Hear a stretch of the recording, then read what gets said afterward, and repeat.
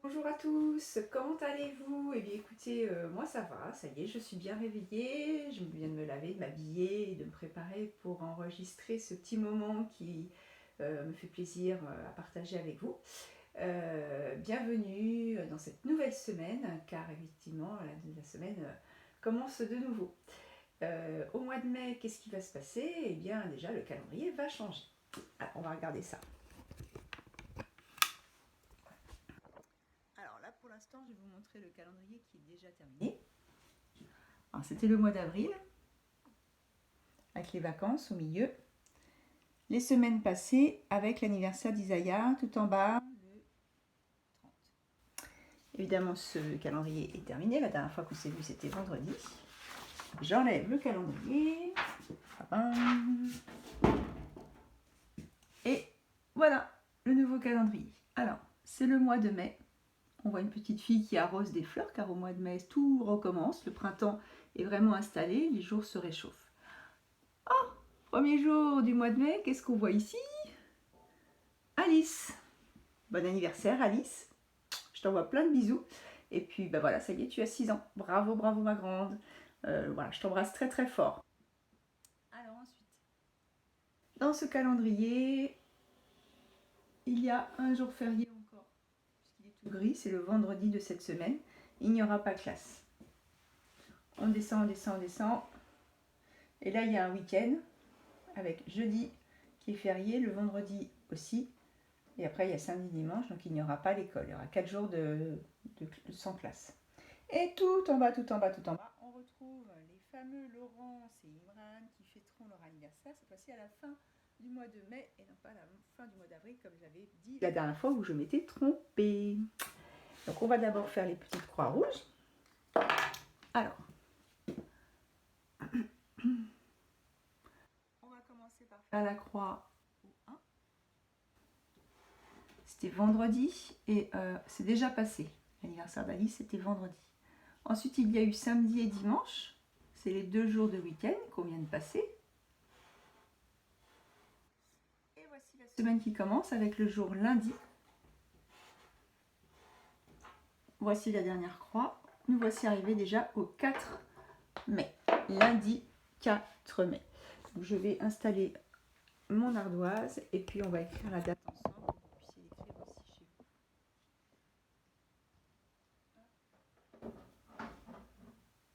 Je vais avancer la caméra comme d'habitude. Et puis on va commencer l'écriture de lundi 4 mai. Lundi. On va commencer par faire une grande boucle. On descend, puis je monte, j'ai trécis 1 et 2, c'est le U, suivi du N. Et hop, et je tourne. Là, on a écrit l'un.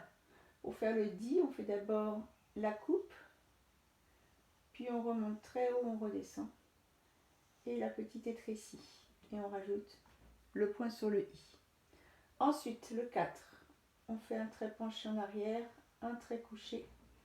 Et je barre le trait qui est couché. Alors le mois de mai est beaucoup plus facile que le mois d'avril, car 3 lettres seulement, et des lettres faciles. Et 1, et 2, et 3, et je tourne. Ça c'est le M, ça fait M. Et pour faire le son E, on va utiliser 2 lettres qui sont amies quand elles sont à côté. C'est le A et le I. La coupe, je monte et je redescends. Puis la petite étrécie derrière. Et je rajoute le point sur le I. Voilà, donc ça c'était assez facile pour le mois de mai. Maintenant qu'on a fait la date, je vais la mettre de côté. Et on va faire l'appel. Hop, pousse-toi un petit peu, petite grenouille. Allez, c'est parti pour l'appel. Aïssatou, Audrey, Ézéchiel, Isaiah, Léna, Noémie, Siem, Valentin, Alexis, Clément, Gali, Josué, Leïla, Noya Priel, Tabé, Youssef, Fanny, Alice, Emma, Imran, Laurence, Lucille, Rofaïda, Tia et Zaïd. Fanny, présente. Elle est là, Fanny. Elle vous dit bonjour. Bonjour les enfants. Coucou, coucou, ça va, tout le monde va bien. Fanny a passé un beau week-end. Elle est venue avec moi dans le jardin pour jardiner quand il faisait un petit peu beau. Parfois des grosses averses aussi, mais voilà, on a profité un peu du jardin. Alors aujourd'hui, on va compter avec la bande numérique. C'est parti. 1, 2, 3, 4, 5, 6, 7, 8, 9, 10, 11, 12, 13, 14, 15, 16, 17, 18, 19, 20, 21, 22, 23, 24, 25, 26, 27, 28 et 29. Et voilà, 29. Alors maintenant, on passe au travail. Ah non, j'ai oublié la météo. Alors aujourd'hui, de ma chambre, je vois qu'il ne fait pas beau avec des nuages. Oui, il y a des nuages aujourd'hui, pas vraiment de soleil pour l'instant, donc je vais garder ma carte, il y a des nuages. Je vais la mettre ici. Hop, voilà. Il y a des nuages, vous avez une grosse onde dessus, hop, il y a des nuages. Voilà. Donc pour les rituels ce matin, c'est à peu près fini. Le déroulement de la journée, c'est toujours le même. Pensez à bien vous asseoir pour travailler. Mettez-vous au travail, car je continue à faire apprendre des choses à mes élèves. Voilà, ce sont des petites notions. Et puis, on prépare toujours l'entrée au CP, donc il faut continuer à travailler avec la maîtresse. Je vous montre le travail d'aujourd'hui. Cet après-midi, il y aura une autre vidéo pour faire la classe inventée. Il y aura un nouvel élève qui viendra nous rejoindre. Donc là, pour l'instant, le travail le matin et puis la classe inventée cet après-midi. On commence par la dernière fiche. Ça y est, on y est arrivé. C'est le 9. Comme d'habitude, coloriage de petites mains, coloriage du chiffre, les dés pour faire 9. Et puis une première ligne pour s'entraîner avec le doigt. Hop. C'est pas facile à l'envers, je vous avoue. Hop, comme ça, toc, toc, je vais vous faire sur l'ardoise. Ensuite, on s'entraîne sur les pointillés avec un feutre ou un crayon. Et puis ensuite, on l'écrit tout seul, on fait plusieurs lignes. Là où c'est assuré, ça veut dire qu'on n'écrit pas. C'est pour que vous puissiez bien voir là où on est. Puis en bas, il y a marqué prénom en attaché. Vous pouvez écrire votre prénom en attaché si vous savez le faire, sinon toujours en bâton. Et puis continuez à vous entraîner si vous n'y arrivez pas. Alors, le 9. Comment qu'on fait un 9? Alors, on fait d'abord la coupe. Toujours la même coupe, on y revient toujours à cette coupe-là. Comme pour faire le A, comme pour faire le B. On commence en haut, on fait un rond. Vous vous rappelez de la coupe? Voilà. Et bien ensuite, on va remonter. On va redescendre. Et on rajoute la barre en bas. Je le fais sur une autre couleur parce que comme d'habitude, je prends du rouge, mais ça ne se voit presque pas. Je recommence. La coupe. Bon, c'est pas mieux le bleu. On va prendre le noir. D'abord la coupe. Puis je monte. Comme le A, mais là je redescends. Et je mets la barre en dessous. Ça ressemblera au G en attaché qui ressemble à cette lettre-là. Voilà pour l'instant. Donc là, vous vous entraînez à écrire le 9. Puis une fois que vous avez écrit le 9, vous allez prendre cette feuille-là, qui s'appelle les chiffres. Alors dans cette feuille-là, il y a donc des cases avec à l'intérieur un carré, avec un chiffre et bien écrit. C'est le modèle. Donc ce carré-là, vous allez le colorier avec un crayon de couleur déjà, pour bien voir comment est-ce qu'il s'écrit. Parce que là, il ne s'agit pas de les écrire, mais de les reconnaître et de bien les avoir en tête. Moi, tout autour, j'ai fait exprès, je me suis trompée plein de fois. Des fois, j'ai écrit bien le 1, comme le modèle, et puis des fois, je l'ai mis à l'envers, je l'ai mis dans le mauvais sens, etc. Donc moi, ce que je veux, c'est que vous entouriez, avec un crayon à papier, que les chiffres qui sont bien écrits, comme le modèle que vous aurez colorié. D'accord. Et puis les autres, vous pouvez les barrer si vous voulez, ou bien les laisser comme ça. J'entoure ceux qui sont bien écrits et je barre ceux qui sont mal écrits, qui sont à l'envers ou qui sont inversés, qui n'ont pas le bon sens d'écriture et de lecture. Comme ça, on aura fini tous les chiffres et à partir de là, vous pouvez écrire tous les nombres que vous voulez puisque vous saurez les écrire. Voilà, on continuera à s'entraîner de temps en temps quand même à écrire des chiffres, ne vous inquiétez pas. Voilà.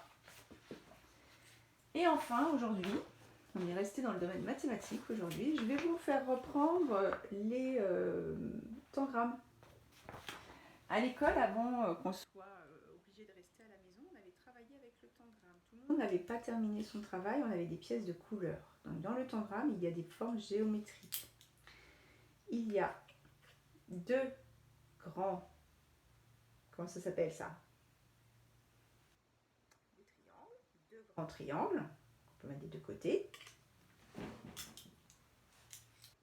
Il y a un moyen triangle encore, avec ses trois pointes, un moyen triangle. Il y a deux petits triangles. Il y a un carré. Hop, un carré. Et enfin, cette forme-là, qui ressemble à un rectangle penché. C'est comme si on l'avait un peu écrasé, ce rectangle qui s'est un peu couché sur le côté. C'est un parallélogramme. C'est un nom un peu compliqué. Vous pouvez même vous dire dans votre tête que c'est un rectangle penché. Et le parallélogramme, il est particulier parce qu'on peut le retourner et il n'a plus du tout la même forme que la première. Là, les pointes, elles sont ici et ici. Et lorsque je le retourne, hop, les pointes, elles sont en haut de ce côté-là et en bas de ce côté-là. Voyez. Voilà. Donc ça, c'est la pièce la plus difficile dans le tangramme parce que lorsqu'on la retourne, elle n'a plus du tout le même sens sur le puzzle. Alors, vous, dans votre sac, vous allez trouver un tangramme, mais tout blanc, plastifié, en papier blanc plastifié. Donc la même chose, vous vérifiez bien qu'il y ait toutes les pièces du tangramme. Excusez-moi. Et si jamais il vous en manque un, eh bien vous le refabriquez avec du papier, c'est pas bien grave. Ensuite, vous allez chercher les feuilles. Il y a une verte, une bleue et une jaune. Et grâce à ces feuilles, vous allez pouvoir faire les modèles proposés. Alors, je vous ai demandé de commencer, d'ailleurs, je ne vais pas aller dans le bon sens. La première, c'est la feuille bleue. Avec un modèle ici de maison, un autre de sapin. Et en haut, vous avez un petit dessin, c'est le résultat. Donc ça, vous pouvez le cacher avec un petit morceau de papier, une tasse, une assiette, enfin peu importe.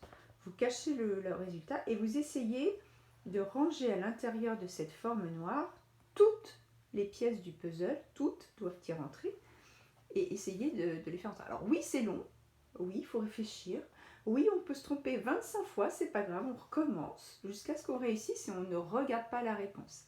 Si jamais vous n'y arrivez pas, que c'est vraiment trop long, vos parents vont peut-être venir voir la réponse, mettre une pièce d'abord sur votre puzzle pour commencer et vous allez essayer de terminer. Et à chaque fois que vous n'y arriverez pas, au bout d'un certain temps, ils vous rajouteront une pièce jusqu'à ce que vous réussissiez à le terminer. Je vous invite, une fois que vous l'avez fait avec l'aide de vos parents, de recommencer une deuxième fois tout de suite, sans vous aide du tout, essayer de le refaire de mémoire pour voir si j'arrive à replacer les formes comme je voulais. Donc vous avez l'église, le sapin à faire, et puis ensuite vous avez le bonhomme et le petit lapin. Il faut que je me dépêche, sinon ça va être trop long. Une fois que vous avez fait ces deux feuilles-là, vous avez une feuille jaune, où cette fois-ci, vous avez le résultat, mais en petit. Vous voyez. Et donc, du coup, vous devez faire les puzzles à côté. C'est pas le même entraînement, c'est-à-dire que je vais regarder les formes en petit, et je vais essayer de faire mon puzzle à côté, en regardant la forme de l'oie. Voilà. Vous n'êtes pas obligé de faire tout aujourd'hui, parce que c'est assez long. Vous pouvez en faire quelques-uns, et puis voilà, quand vous en avez assez, vous arrêtez, vous les ferez mardi et jeudi. Et puis, si vous êtes très fort et que vous aimez beaucoup les tangrammes, vous allez sur internet, vous allez trouver des tas de modèles différents, vous pourrez toujours continuer à en faire d'autres avec des petits modèles, et voilà, réussir à faire les formes de tangram. Voilà, je vous embrasse. Je vous dis à tout à l'heure. Très bonne